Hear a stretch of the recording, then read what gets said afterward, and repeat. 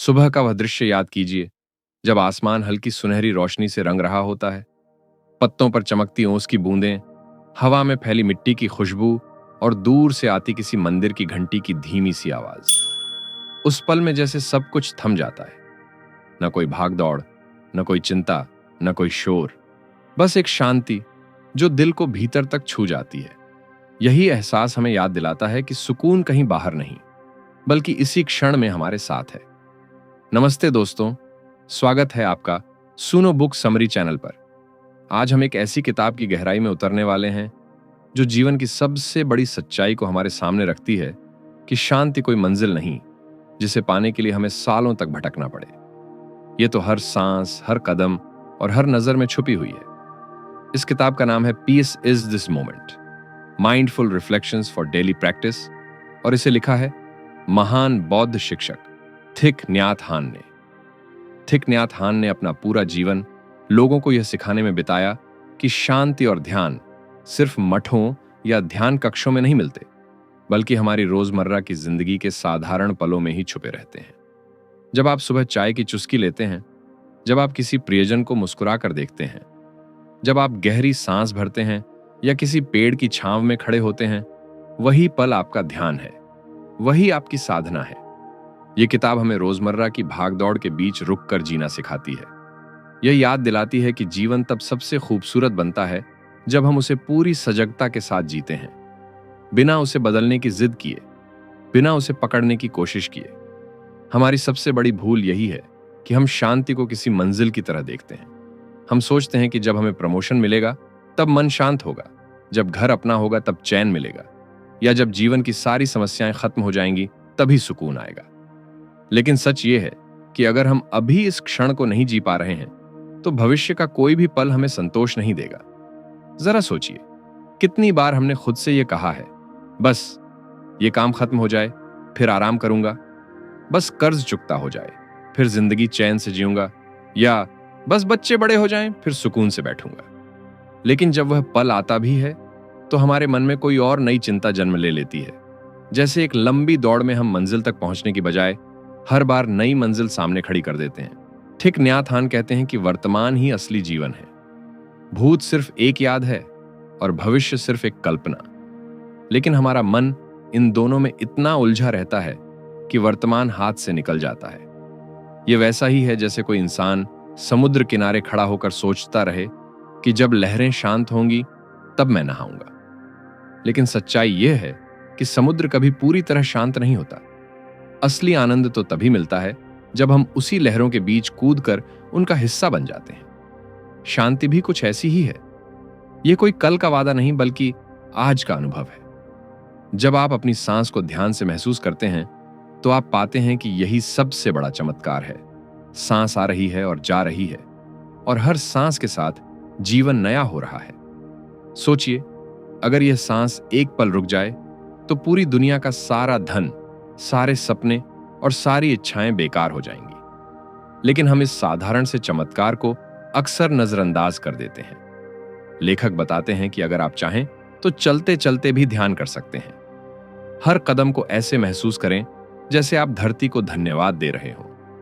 जब आपका पैर जमीन को छूता है तो यह मानो धरती आपको थाम रही है। यह साधारण सा अभ्यास आपके भीतर गहरी स्थिरता पैदा करता है। धीरे धीरे आप समझने लगते हैं कि शांति पाने के लिए किसी विशेष परिस्थिति का इंतजार नहीं करना पड़ता। वह तो हमेशा से आपके भीतर मौजूद थी, बस उसे देखने की आदत नहीं थी। मान लीजिए आप सुबह ऑफिस जाने के लिए गाड़ी चला रहे हैं। आमतौर पर उस समय दिमाग में ट्रैफिक का गुस्सा, ऑफिस की मीटिंग की चिंता या देर होने का डर चलता रहता है। लेकिन अगर आप उसी सफर को ध्यान से जीने लगें, रास्ते में उगते सूरज की रोशनी देखें, पेड़ों की हरियाली को नोटिस करें, अपनी सांसों को महसूस करें, तो वही सफर जो पहले तनाव देता था अब आपके लिए एक ध्यान का पल बन सकता है। लेखक कहते हैं कि हर क्षण हमें यह चुनाव देता है, या तो हम उसे शिकायत और भागदौड़ में गवा दें, या फिर सजगता और शांति के साथ जी लें। जब हम वर्तमान को अपनाना सीख लेते हैं तभी जीवन का सच्चा जादू खुलता है। हमारा मन हमेशा किसी न किसी जाल में फंसा रहता है। कभी वह भूत की गलियों में भटकता है तो कभी भविष्य के सपनों में खोया रहता है। यही कारण है कि शांति हमसे बार बार दूर भागती लगती है। भूत में जाने का मतलब है पछतावा। हम बार बार अपने पुराने पन्नों को पलटते रहते हैं। काश मैंने वह गलती न की होती, काश उस दिन अलग निर्णय लिया होता, काश मैं और बहादुर होता। ये काश ही हमारे दिल पर भारी बोझ बन जाते हैं। ये वैसा ही है जैसे कोई इंसान कंधे पर बड़ा पत्थर रखकर चल रहा हो। वह एक एक कदम तो बढ़ा रहा है, लेकिन हर कदम बोझ से दबा हुआ है। बीते हुए कल की यादें हमारे वर्तमान को बोझिल और थका हुआ बना देती हैं। दूसरी तरफ है भविष्य की चिंता। मन हमेशा सवालों में उलझा रहता है। आगे क्या होगा? नौकरी टिकेगी या नहीं? बैंक बैलेंस कितना बचेगा? बच्चे सुरक्षित रहेंगे या नहीं? मेरी सेहत कैसी रहेगी? और यही सोच हमें बेचैन बना देती है। असल में भविष्य की चिंता एक ऐसा डर है जो अभी घटा भी नहीं है, लेकिन हमारे भीतर बेचैनी को ऐसे जगा देता है मानो सब कुछ अभी हमारे सामने घट रहा हो। लेखक कहते हैं कि भविष्य के बारे में हमारी सोच भी सिर्फ एक कल्पना है। वह पल अभी बना ही नहीं है, लेकिन हम उसे जीने लगते हैं मानो वह सच हो चुका हो। यही कारण है कि मन अक्सर थकान और चिंता से भर जाता है। इस भटकते मन को संभालने का एक ही तरीका है, उसे बार बार वर्तमान में लाना। जब भी आपका मन भूत में फिसलने लगे तो खुद से कहें, वह पल जा चुका है, अब उसका कोई अस्तित्व नहीं। और जब मन भविष्य में भागे तो याद दिलाएं, वह अभी बना ही नहीं है, तो क्यों उसकी चिंता करूं। यही सजगता धीरे धीरे मन को शांत करने का अभ्यास है। मान लीजिए आप अपने बच्चे को पार्क में खेलते देख रहे हैं। बच्चा झूले पर बैठा खिलखिला रहा है, उसकी मासूम हंसी पूरे वातावरण में गूंज रही है। लेकिन अगर आप उसी समय ऑफिस की प्रेजेंटेशन या कल की मीटिंग की चिंता में डूबे हैं, तो आप न तो बच्चे की हंसी का आनंद ले पाएंगे और न ही उस पल की सुंदरता देख पाएंगे। आपके सामने जीवन का सबसे खूबसूरत क्षण खड़ा है, लेकिन आपका मन कहीं और अटका हुआ है। अगर आप पूरे ध्यान से उसे देखें, उसके हंसते चेहरे को, उसके छोटे छोटे कदमों को, उसकी मासूमियत को, तो वही दृश्य आपके दिल में ऐसी खुशी भर देगा जिसे कोई भविष्य का लक्ष्य, कोई प्रमोशन या कोई बड़ा मकाम भी नहीं दे सकता। मन का यह स्वभाव, भूत और भविष्य में उलझना, ही हमारी सबसे बड़ी परेशानी है। यह मानो एक बंदर की तरह है जो एक डाल से दूसरी डाल पर कूदता रहता है और कभी शांत नहीं बैठता। लेकिन जैसे ही हम इसे धीरे धीरे पकड़कर वर्तमान में लाते हैं, वैसे ही यह बंदर शांत हो जाता है और हमें अपने भीतर गहरी स्थिरता का अनुभव होता है। अगर हम यह अभ्यास सीख लें तो शांति की कुंजी सचमुच हमारे हाथ में आ जाती है। तब हमें यह समझ आता है कि जीवन कहीं और नहीं, बस यहीं है, इसी क्षण में। माइंडफुलनेस का मतलब है पूरी सजगता के साथ इस क्षण में होना। यह कोई रहस्यमय या कठिन साधना नहीं है, बल्कि एक सरल सी आदत है जिसे हम अपनी रोजमर्रा की जिंदगी में आसानी से अपना सकते हैं। लेखक कहते हैं कि हम में से ज्यादातर लोग काम तो करते हैं, लेकिन आधे मन से। खाना खाते हैं तो हमारा ध्यान मोबाइल स्क्रीन पर चल रहे वीडियो या मैसेज में होता है। गाड़ी चलाते समय हमारा मन अगले मीटिंग या कल की डेडलाइन पर अटका रहता है। और किसी से बात करते समय भी हम पूरी तरह नहीं सुनते, बल्कि मन ही मन ये सोच रहे होते हैं कि हमें आगे क्या कहना है। इस आदत का नतीजा ये होता है कि हम हर काम तो कर रहे होते हैं, लेकिन असल में उसे जी नहीं रहे होते। जीवन हमारे सामने से गुजरता जाता है और हम उसे महसूस ही नहीं कर पाते। माइंडफुलनेस हमें यह सिखाती है कि हर छोटे से छोटे काम को पूरी उपस्थिति के साथ किया जाए। जब आप खाना खा रहे हो तो सिर्फ खाने पर ध्यान दें, उसके स्वाद को महसूस करें, उसकी खुशबू को गहराई से सूंघें, उसके रंग और बनावट को देखें। जब आप पानी पी रहे हो तो सचेत होकर महसूस करें कि यह पानी आपके गले से होते हुए आपके पूरे शरीर को ताजगी दे रहा है। जब आप चल रहे हो तो हर कदम को ऐसे उठाएं जैसे आप धरती को धन्यवाद दे रहे हो कि उसने आपको सहारा दिया। शुरुआत में यह अभ्यास साधारण लगता है। कई लोग इसे हल्के में लेते हैं और कहते हैं कि यह तो बहुत छोटा काम है, इसमें क्या खास है। लेकिन सच यही है कि इसी साधारण से अभ्यास में जीवन का सबसे बड़ा रहस्य छिपा है। जब आप सजगता के साथ जीते हैं तो आपका मन धीरे धीरे शांत होने लगता है। चिंता और बेचैनी घटने लगती है, क्योंकि अब आपका ध्यान वहीं रहता है जहां जीवन असल में घट रहा है, यानी इस क्षण में। एक खूबसूरत उदाहरण लेखक ने दिया है। जब आप किसी प्रियजन को मुस्कुराकर देखते हैं और वह भी आपको मुस्कुराकर देखता है, उस क्षण में न अतीत होता है न भविष्य, बस वर्तमान होता है और उसमें भरा हुआ प्रेम। यही सच्चा ध्यान है, यही सच्ची उपस्थिति है। सोचिए, अगर आप सुबह की चाय को माइंडफुलनेस के साथ पिएं, कप को हाथ में लेते हुए उसकी गर्माहट को महसूस करें, उसकी खुशबू को सूंघें और हर घूंट को जिएं, वही साधारण सी चाय आपके लिए ध्यान का साधन बन जाएगी। इसी तरह अगर आप किसी पेड़ के नीचे बैठकर हवा के हर झोंके को महसूस करें, तो वह भी आपको भीतर तक शांत कर देगा। माइंडफुलनेस हमें यह याद दिलाती है कि जीवन के चमत्कार किसी बड़े लक्ष्य, बड़ी उपलब्धि या भविष्य की योजना में नहीं छुपे हैं। वे तो इन्हीं छोटे छोटे पलों में हैं, जिन्हें हम अक्सर नजरअंदाज कर देते हैं। जब हम उन्हें सचमुच जीना सीख लेते हैं, तभी असली शांति और आनंद का अनुभव होता है। हमारे जीवन की ज्यादातर पीड़ा दो ही वजहों से पैदा होती है, किसी चीज से चिपकाव और किसी चीज का विरोध। यही दो आदतें हैं जो हमें बार बार दुखी करती हैं और हमें शांति से दूर ले जाती हैं। चिपकाव का मतलब है हम किसी अनुभव, रिश्ते या वस्तु को पकड़कर रखना चाहते हैं और छोड़ना नहीं चाहते। जैसे अगर कोई रिश्ता टूट जाए तो हम उसी को बार बार पकड़कर बैठे रहते हैं। मन बार बार कहता है, काश यह रिश्ता वैसा ही बना रहता, काश वह इंसान मुझे छोड़कर न गया होता। हम अतीत को अपनी मुट्ठी में कैद करना चाहते हैं, लेकिन जितना ज्यादा हम पकड़ते हैं, उतनी ही ज्यादा पीड़ा महसूस करते हैं। कभी कभी यह चिपकाव सुखद अनुभवों से भी होता है। मान लीजिए कि किसी दिन आपको बहुत खुशी देने वाला पल मिला, परिवार के साथ बिताया गया कोई खास दिन या जीवन में मिली कोई बड़ी सफलता। आप चाहते हैं कि वह अनुभव हमेशा के लिए बना रहे, लेकिन जीवन का नियम है, हर चीज बदलती है।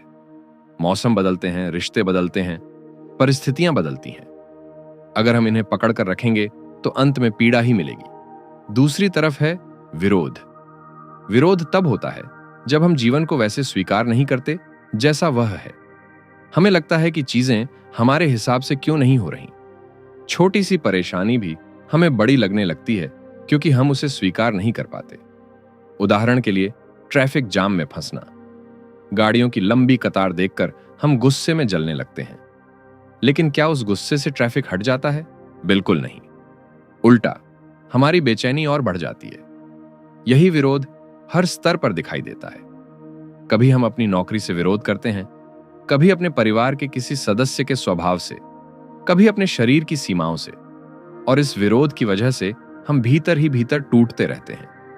लेखक कहते हैं कि पीड़ा की असली जड़ यही है। हम या तो चीजों को पकड़ने की कोशिश करते हैं या फिर उनका विरोध करते हैं। लेकिन अगर हम इन दोनों आदतों को ढीला करना सीख लें तो दिल में हल्कापन आ जाता है। जैसे आसमान में बादल आते और चले जाते हैं, वैसे ही जीवन की परिस्थितियों को आने जाने दें। जब हम ऐसा करते हैं तो भीतर शांति का स्थान बनता है। एक साधारण सा अभ्यास लेखक बताते हैं, जब भी कोई नकारात्मक भावना उठे, उसे रोकने की कोशिश न करें। हम अक्सर गुस्से या दुख को दबाने की कोशिश करते हैं, लेकिन जितना ज्यादा हम दबाते हैं, उतना ही वह भीतर जमा होता है और हमें अंदर से कमजोर करता है। इसके बजाय बस उसे पहचानें और कहें, ठीक है, यह गुस्सा है, यह दुख है। जैसे ही आप उसे नाम देते हैं, वह धीरे धीरे अपनी पकड़ खोने लगता है। यह सजगता का पहला कदम है। जीवन का सच यही है कि सुख दुख, सफलता असफलता, सब कुछ बदलता रहता है। कोई भी परिस्थिति स्थायी नहीं है। अगर हम इस बदलाव को खुले दिल से स्वीकार कर लें तो पीड़ा की पकड़ ढीली पड़ने लगती है और उसी क्षण शांति हमारे भीतर अपना घर बना लेती है। हम सभी अपने भीतर अनगिनत कहानियां लिए घूमते हैं। ये कहानियां हमारी पहचान का हिस्सा बन जाती हैं। मैं ऐसा हूं, मेरे साथ हमेशा ऐसा होता है, मेरी जिंदगी कभी आसान नहीं रही, लोग मुझे कभी नहीं समझते। धीरे धीरे ये कहानियां हमारी जंजीर बन जाती हैं। हम अपने आसपास की दुनिया को उन्हीं चश्मों से देखने लगते हैं जो इन कहानियों ने हमें पहना दिए हैं। लेखक कहते हैं कि शांति पाने के लिए सबसे जरूरी कदम है इन कहानियों को छोड़ना।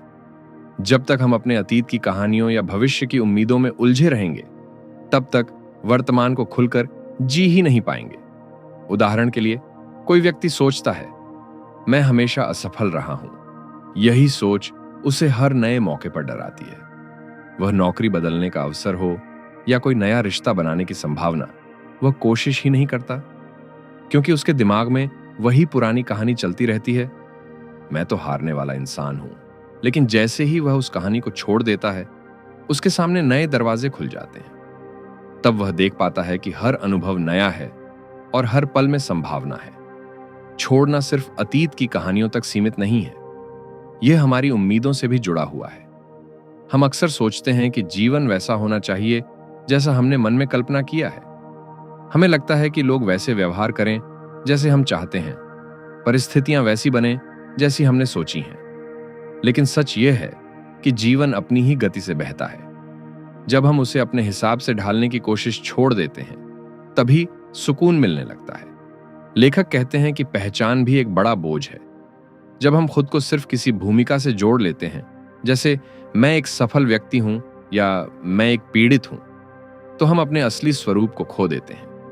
असली शांति तभी मिलती है जब हम इन लेबल्स से मुक्त होकर खुद को बस एक जीवित इंसान के रूप में स्वीकार करते हैं। सोचिए, एक बच्चा जब खेलता है तो वह यह नहीं सोचता कि मैं डॉक्टर बनने वाला हूं या मैं असफल हूं। वह बस खेलता है, पूरी उपस्थिति के साथ। यही आजादी असली शांति की ओर ले जाती है। छोड़ना आसान नहीं है, क्योंकि वर्षों से बनाई हुई कहानियों को तोड़ना ऐसा है जैसे किसी पुराने मकान की दीवारें गिराना। उसमें समय भी लगता है और साहस भी। लेकिन जब हम धीरे धीरे यह अभ्यास करने लगते हैं कि हर चीज को हल्के हाथों से पकड़ा जाए, तो जीवन सहज होने लगता है। लेखक इसका एक सुंदर उदाहरण देते हैं। सोचिए कि आप मुट्ठी कसकर बंद कर लेते हैं। कुछ समय बाद आपके हाथ में दर्द होने लगेगा, लेकिन जैसे ही आप उसे ढीला छोड़ते हैं, तुरंत हल्कापन महसूस होता है। जीवन भी ऐसा ही है। जब हम हर चीज को कसकर पकड़ने की कोशिश करते हैं, रिश्ते, अनुभव, उम्मीदें, तो भीतर भारीपन भर जाता है। और जब हम छोड़ना सीखते हैं, तो दिल में हल्कापन, सहजता और शांति का एहसास फैल जाता है। हम अक्सर सोचते हैं कि शांति और सुकून पाने के लिए हमें पहाड़ों की गुफाओं में जाना होगा, साधुओं की तरह घंटों ध्यान करना होगा या किसी विशेष जगह की तलाश करनी होगी। हमें लगता है कि जब तक हम सब कुछ छोड़कर आध्यात्मिक जीवन नहीं अपनाएंगे, तब तक शांति मिल ही नहीं सकती। लेकिन सच यह है कि असली शांति हमें उन्हीं साधारण पलों में मिलती है जिन्हें हम रोज जीते तो हैं, लेकिन नजरअंदाज कर देते हैं। लेखक कहते हैं कि जब आप सुबह उठकर खिड़की खोलते हैं और पहली ताजी हवा आपके चेहरे को छूती है, तो वही पल ध्यान है। जब आप अपनी सांस को गहराई से महसूस करते हैं, तो उसी सांस में जीवन का जादू छिपा होता है। जब आप अपने परिवार के साथ बैठकर भोजन करते हैं और हर निवाले के स्वाद को सचमुच महसूस करते हैं, तो वही पल शांति है। यह किसी महंगे होटल का खाना नहीं, बल्कि साधारण रोटी सब्जी भी हो सकती है। फर्क सिर्फ इतना है कि आप उसे कितनी सजगता से खाते हैं। सोचिए, जब आप चलते समय अपने कदमों की आवाज सुनते हैं, पैरों के नीचे जमीन का स्पर्श महसूस करते हैं, तो वही पल आपको वर्तमान से जोड़ देता है। आप यह समझ पाते हैं कि जिंदगी कहीं और नहीं, बल्कि इसी क्षण में है। साधारण कामों में असाधारण अनुभव तभी मिलता है जब हम उन्हें भागदौड़ में नहीं, बल्कि पूरी सजगता और कृतज्ञता के साथ करते हैं। उदाहरण के लिए, जब आप पानी का गिलास उठाते हैं और उसे पीते हैं, अगर आप सचमुच इस बात पर ध्यान दें कि यह पानी आपकी प्यास बुझा रहा है, आपके शरीर की हर कोशिका को जीवन दे रहा है, तो उस क्षण में एक गहरा आनंद छिपा होता है। वही पानी जो रोज आपके सामने होता है, अचानक एक आशीर्वाद की तरह लगता है। लेखक ने एक सुंदर उदाहरण दिया है, कपड़े धोना। हम इसे अक्सर एक उबाऊ काम मानते हैं, जिसे जल्दी जल्दी निपटा देना है। लेकिन अगर आप इस काम को ध्यान के साथ करें, तो हर छींटा, हर बुलबुला आपके लिए एक नई सुंदरता लेकर आएगा। उसी तरह बर्तन धोना भी ध्यान का हिस्सा बन सकता है। जब आप हर प्लेट को पानी से साफ करते हैं, तो यह सिर्फ बर्तन धोना नहीं होता, बल्कि यह आपके भीतर की अशांति को भी धोने जैसा होता है। सोचिए, अगर आप घर की झाड़ू पोंछा लगाते समय यह महसूस करें कि आप सिर्फ धूल नहीं हटा रहे, बल्कि अपने मन की अशांति को भी साफ कर रहे हैं, तो वही साधारण काम एक ध्यान बन जाएगा। यही तरीका है साधारण को असाधारण में बदलने का। यह किताब हमें यही सिखाती है कि जीवन का जादू बड़ी उपलब्धियों में नहीं छिपा। शांति और सुकून किसी बड़ी उपलब्धि या सफलता की मोहताज नहीं है। असली जादू तो उन छोटे छोटे कामों में है जिन्हें हम रोज करते हैं। चाय पीना, बच्चे के साथ खेलना, दोस्त से बात करना, खिड़की से आसमान देखना। अगर हम इन्हें सही ढंग से जी लें, तो हर दिन हमारे लिए एक उत्सव बन सकता है। शांति सिर्फ अकेले बैठकर ध्यान करने से नहीं आती।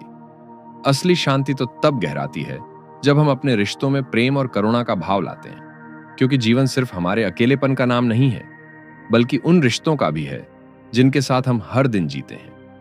लेखक कहते हैं कि हर इंसान के भीतर एक बीज होता है, प्रेम का, समझ का और करुणा का। लेकिन अक्सर यह बीज उपेक्षित रह जाता है, क्योंकि हम जल्दी गुस्सा कर बैठते हैं, दूसरों की आलोचना करने लगते हैं या फिर केवल अपनी बात पर अड़े रहते हैं। जब हम दूसरों को सचमुच सुनना और समझना सीखते हैं, तभी यह बीज अंकुरित होता है और रिश्तों में मिठास भर देता है। सोचिए, जब आपका कोई प्रियजन परेशान होता है तो हमारी आदत होती है कि तुरंत सलाह देने लगते हैं। ऐसा मत सोचो, ऐसा कर लो, इसकी चिंता मत करो। लेकिन असली करुणा यह है कि पहले हम बिना टोके, बिना जज किए बस उसे सुने। अक्सर सामने वाला इंसान सलाह नहीं, बल्कि सिर्फ समझ और अपनापन चाहता है। यही सच्चा सुनना उसके दिल का बोझ हल्का कर देता है। लेखक ने एक गहरी बात कही, जब हम किसी को सचमुच समझते हैं तो हम उनसे नाराज नहीं रह सकते, क्योंकि समझ अपने आप करुणा को जन्म देती है। अगर हमें किसी की गलती के पीछे छिपा दर्द दिख जाए तो गुस्से की जगह हमारे दिल में दया और अपनापन भर जाता है। उदाहरण के लिए, अगर कोई मित्र अचानक गुस्से में आकर हमसे बुरा बोल दे तो हम तुरंत प्रतिक्रिया देते हैं। लेकिन अगर हम यह देख लें कि उसके भीतर कोई गहरा दुख है, कोई अनसुलझा तनाव है, तो हम उसके शब्दों से कम और उसकी तकलीफ से ज्यादा जुड़ेंगे। प्रेम और करुणा का अभ्यास रिश्तों को सिर्फ मजबूत ही नहीं बनाता, बल्कि हमें भीतर से भी शांत करता है। जब हम दूसरों के साथ सच्ची दयालुता से पेश आते हैं तो हमारे भीतर भी एक हल्कापन और सुकून पैदा होता है। जैसे ही हम गुस्से और कठोरता को छोड़कर दया और करुणा चुनते हैं, वैसे ही हमारे दिल की गांठें खुलने लगती हैं। लेखक कहते हैं कि हर मुलाकात, हर बातचीत ध्यान का अवसर है। अगर हम उसमें सचमुच मौजूद रहें और सामने वाले को दिल से जगह दें, तो वही रिश्ता हमारी साधना बन जाता है। सोचिए, अगर आप किसी को पूरी तरह ध्यान से सुने, बिना बीच में टोके, बिना मन में जवाब सोचते हुए, तो सामने वाला न सिर्फ सुना हुआ महसूस करेगा, बल्कि उसके दिल में आपके लिए गहरी कृतज्ञता भी जन्म लेगी। प्रेम और करुणा का अभ्यास यह सिखाता है कि शांति कोई व्यक्तिगत संपत्ति नहीं है, यह तो साझा अनुभव है। जब आप अपने रिश्तों में दया और समझ का भाव लाते हैं, तो शांति सिर्फ आपके भीतर नहीं, बल्कि आपके आसपास भी फैल जाती है। शांति को महसूस करने का सबसे सरल और शक्तिशाली तरीका है प्रकृति से जुड़ना। जब हम पेड़ों की हरियाली, नदियों की कलकल, पहाड़ों की ऊंचाई और आकाश की विशालता के बीच होते हैं, तो हमें यह एहसास होता है कि जीवन कितना बड़ा, कितना गहरा और कितना खूबसूरत है। प्रकृति हमें बिना शब्दों के सिखाती है कि शांति कोई सिद्धांत नहीं, बल्कि एक जीवित अनुभव है। लेखक कहते हैं कि एक पेड़ से बहुत कुछ सीखा जा सकता है। उसकी जड़ें धरती में गहरी होती हैं और उसकी शाखाएं आसमान की ओर फैली रहती हैं। वह तूफान झेलता है, धूप सहता है, बारिश में भीगता है, फिर भी स्थिर खड़ा रहता है। उसी तरह अगर हम भी जीवन में अपनी जड़ें गहरी रखें, यानी धैर्य, सजगता और विश्वास को भीतर पक्का कर लें, तो कोई भी परिस्थिति हमें हिला नहीं सकती। चाहे जीवन में कितने भी उतार चढ़ाव क्यों ना आए, हम स्थिर खड़े रह सकते हैं। नदी भी हमें शांति सिखाती है। वह कभी रुकती नहीं। उसमें कोई जिद नहीं होती कि उसे केवल सीधा रास्ता ही चाहिए। वह मोड़ों को भी स्वीकार करती है, चट्टानों से टकराकर भी आगे बढ़ती है। उसका बहना ही उसकी ताकत है। हमारे जीवन में भी अगर हम परिस्थितियों के साथ बहना सीख लें, अगर हम बदलाव को अपनाना सीख लें, तो हमारे भीतर बेचैनी की जगह सहजता और प्रवाह आ जाएगा। हवा और आकाश हमें खुलापन सिखाते हैं। हवा हर किसी को छूती है, अमीर को भी, गरीब को भी, पेड़ पौधों को भी, जानवरों को भी। उसमें कोई भेदभाव नहीं है। इसी तरह अगर हम अपने व्यवहार में खुले और समानभावी हो जाएं, तो रिश्तों में अपनापन अपने आप बढ़ जाएगा। आकाश हमें यह सिखाता है कि सब कुछ अपने भीतर समेटना संभव है, लेकिन किसी भी बादल से चिपकना जरूरी नहीं। अगर हम भी वैसे ही खुले हो जाएं, तो हमारे मन की छोटी छोटी चिंताएं घुलकर मिटने लगती हैं। प्रकृति से जुड़ना किसी जटिल साधना की तरह नहीं है। यह उतना ही आसान है जितना कि किसी पेड़ की छांव में बैठ जाना, पक्षियों की आवाज सुनना या सूरज की रोशनी को अपने चेहरे पर महसूस करना। यह उतना ही सरल है जितना कि रात में तारों भरे आसमान को निहारना। इन क्षणों में हमें यह समझ आता है कि शांति कहीं बाहर ढूंढने की चीज नहीं, बल्कि हमेशा से हमारे आसपास फैली हुई है। किताब हमें याद दिलाती है कि जब हम प्रकृति से जुड़ते हैं तो असल में हम खुद से जुड़ते हैं, क्योंकि प्रकृति और हम अलग नहीं हैं। हमारा शरीर भी उसी मिट्टी से बना है जिसमें पेड़ पौधे पनपते हैं। हमारी सांस भी उसी हवा से चलती है जो पेड़ों की देन है।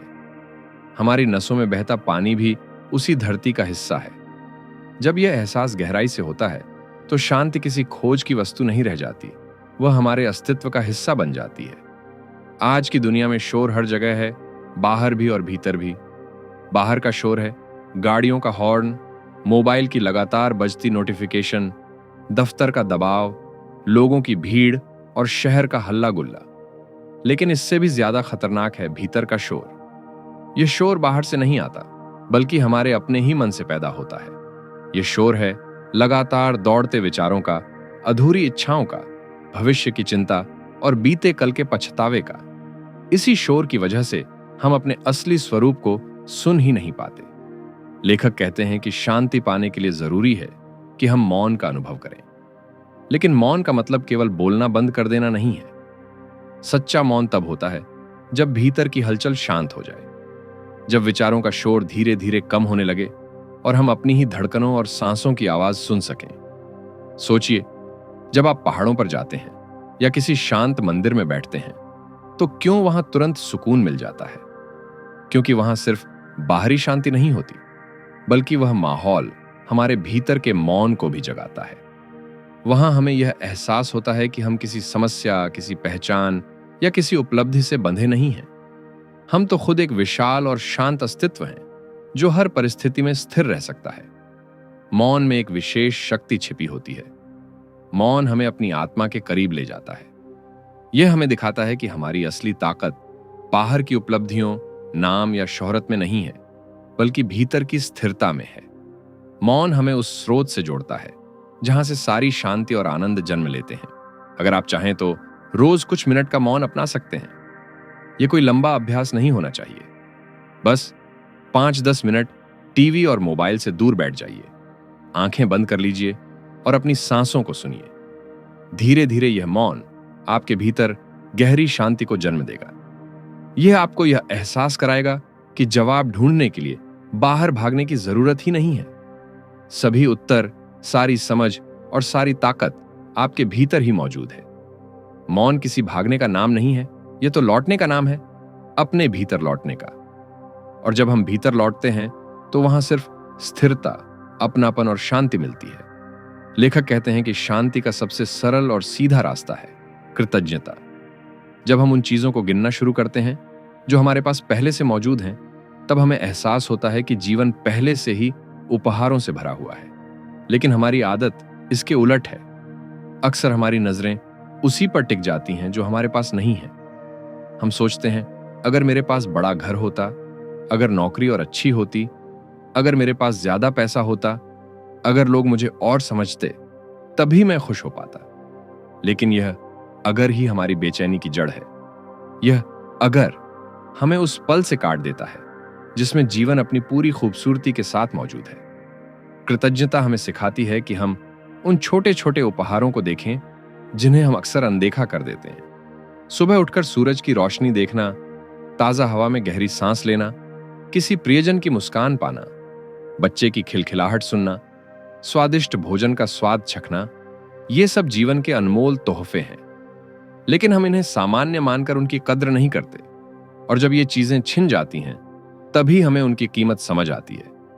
सोचिए, कितने लोग अस्पताल के बिस्तर पर सिर्फ एक सामान्य सांस के लिए तरसते हैं, लेकिन हमें यह उपहार हर पल मिला हुआ है। अगर हम हर दिन बस इतना महसूस करें कि सांस लेना भी एक आशीर्वाद है, तो हमारा दिल कृतज्ञता से भर जाएगा। लेखक बताते हैं कि जब आप हर दिन कुछ क्षण कृतज्ञता में बिताते हैं तो धीरे धीरे आपका मन शिकायतों से खाली होने लगता है। उसकी जगह संतोष और सुकून भर जाता है। यह अभ्यास इतना गहरा है कि आपकी सोच ही बदल जाती है। फिर आप हर परिस्थिति में रोशनी देखने लगते हैं। एक सुंदर अभ्यास है रात को सोने से पहले 3 चीजें लिखना जिनके लिए आप आभारी हैं। यह आदत न केवल नींद को शांत करती है, बल्कि अगले दिन की सुबह को भी उज्जवल बना देती है। धीरे धीरे आप देखेंगे कि आपके मन की नकारात्मकता घट रही है और सकारात्मकता बढ़ रही है। ग्रेटफुलनेस हमें यह एहसास कराती है कि शांति कोई भविष्य की मंजिल नहीं, बल्कि आज ही उपलब्ध है। हमें बस अपनी नजर को बदलना है। जब हम कमी की जगह उपहार देखने लगते हैं तो जीवन अपने आप हल्का और सुंदर हो जाता है। किताब हमें याद दिलाती है कि कृतज्ञता का मतलब केवल धन्यवाद कहना नहीं है। इसका मतलब है जीवन के हर पहलू को एक उपहार की तरह देखना, चाहे वह कितना ही छोटा क्यों ना हो।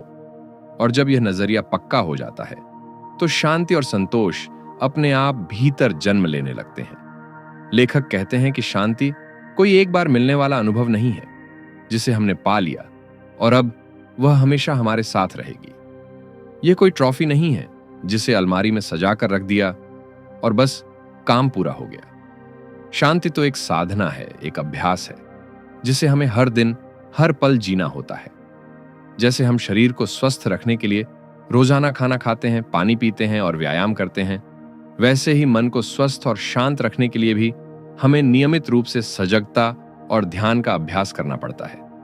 अगर हम ये सोचें कि आज मैंने एक बार ध्यान कर लिया, अब हमेशा शांति बनी रहेगी, तो यह एक भ्रम है। शांति को जीवन की आदत बनाना पड़ता है, जैसे सांस लेना या चलना। लेखक सुझाव देते हैं कि दिन भर में छोटे छोटे क्षणों को साधना बना लें। सुबह उठते ही पहली सांस को गहराई से महसूस करें और खुद से कहें, मैं जीवित हूं, यह एक नया दिन है। चलते समय हर कदम को ध्यान से उठाएं, जैसे धरती को धन्यवाद दे रहे हों। खाना खाते समय मोबाइल या टीवी की बजाय सिर्फ खाने पर ध्यान दें, हर निवाले को महसूस करें। बातचीत करते समय सामने वाले को पूरी तरह सुने, न कि केवल जवाब देने की तैयारी करें। ये छोटे छोटे अभ्यास धीरे धीरे मिलकर हमारे भीतर स्थिरता और गहरी शांति पैदा करते हैं। यह भी जरूरी है कि हम खुद को याद दिलाते रहें कि रास्ते में बाधाएं आएंगी।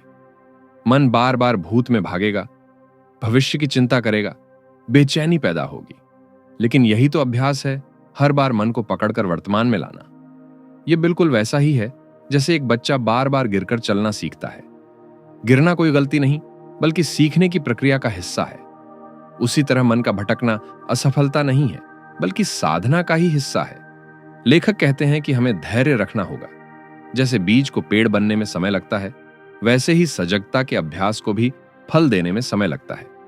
धीरे धीरे, दिन ब दिन यह अभ्यास हमारे भीतर गहराई से जड़ पकड़ लेता है और तब हमें यह एहसास होने लगता है कि बाहरी परिस्थितियां चाहे कैसी भी हों, मुश्किलें आएं, लोग बदलें, समय कठिन हो, हमारे भीतर का आसमान हमेशा साफ और स्थिर रह सकता है। यही वह अवस्था है जहां से असली आनंद और स्वतंत्रता जन्म लेते हैं। यह आजादी बाहर की चीजों से नहीं, बल्कि भीतर की स्थिरता से आती है। जब शांति साधना बन जाती है तो हमारा हर दिन एक नया अवसर होता है और हर क्षण अपने आप एक प्रार्थना और आशीर्वाद बन जाता है। दोस्तों, इस पूरी यात्रा के बाद हमें एक ही बात गहराई से समझ आती है, शांति कोई दूर की चीज नहीं है। यह न तो पहाड़ों की गुफाओं में छिपी है, न भविष्य की किसी बड़ी उपलब्धि में, और न ही किसी चमत्कार के इंतजार में। शांति तो यही है, इसी क्षण में, हमारी सांसों में, हमारी मुस्कान में, हमारे कदमों में और हमारे रिश्तों में। लेखक हमें यही याद दिलाते हैं कि अगर हम हर दिन छोटे छोटे काम सजगता और प्रेम से करें तो जीवन अपने आप एक ध्यान बन जाता है। जब आप सुबह उठकर पहली गहरी सांस लेते हैं, जब आप अपने बच्चे की मासूम मुस्कान को महसूस करते हैं, जब आप परिवार के साथ बैठकर भोजन साझा करते हैं या किसी दोस्त को पूरे मन से सुनते हैं, वही क्षण ध्यान है, वही क्षण शांति है। तब हर दिन एक उत्सव की तरह लगता है और हर पल हमारे लिए एक अनमोल उपहार बन जाता है। अब यह चुनाव हमारे हाथ में है, क्या हम भूत और भविष्य के बोझ में उलझकर अपनी जिंदगी गंवाते रहेंगे या फिर वर्तमान के जादू को पहचानकर शांति की ओर कदम बढ़ाएंगे। याद रखिए, बाहर की दुनिया शायद कभी पूरी तरह वैसी न बने जैसी हम चाहते हैं, लेकिन हमारे भीतर की दुनिया हमेशा वैसी बन सकती है जैसी हम चुनते हैं। और यह चुनाव हर पल, हर सांस पर निर्भर करता है। तो दोस्तों, अगर आपको यह वीडियो पसंद आया हो तो इसे लाइक कीजिए, अपने दोस्तों और परिवार के साथ शेयर कीजिए ताकि वे भी इस संदेश से जुड़ सकें। और हां, चैनल को सब्सक्राइब करना बिल्कुल मत भूलिए ताकि आपको हमारी अगली किताब का सार सबसे पहले मिले। धन्यवाद दोस्तों, जुड़े रहिए सुनो बुक समरी के साथ, जहां हम आपको सिर्फ किताबों का सार ही नहीं बल्कि जीवन को गहराई से जीने का नजरिया भी देते हैं। जय हिंद।